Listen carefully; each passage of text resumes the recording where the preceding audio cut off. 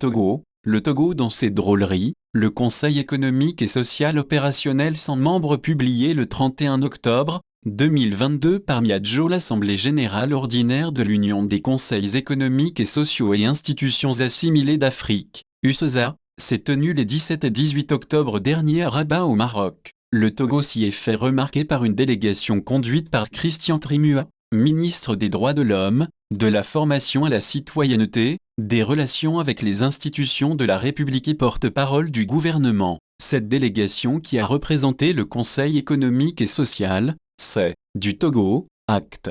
Selon le ministère des Droits de l'Homme, la prise de siège du C du Togo comme membre de l'UCESA depuis son adhésion en juillet 2021 à cette organisation. Cette rencontre axée sur le changement climatique et les défis économiques auxquels fait face le continent, marque pour Christian Trimua une étape décisive dans l'opérationnalisation du Conseil économique et social du Togo. On aimerait justement savoir en quoi cette Assemblée générale aidera à rendre opérationnel un conseil auquel on prête des attributions hautement républicaines, mais qui peine à sortir de terre. Le Conseil économique et social qui a pour mission de conseiller les institutions de la République, notamment le président de la République et le Parlement, ainsi que de participer à l'élaboration des politiques économiques et sociales, a été créé en 2019. Mais ce n'est qu'en 2022 qu'on en annonce l'opérationnalisation. Et comment? Qui dirige cette institution? Qui en sont les membres qui la composent? L'opérationnalisation, c'est la participation du ministre à une AG au Maroc au nom d'une institution qui n'existe que sur papier et au Togo.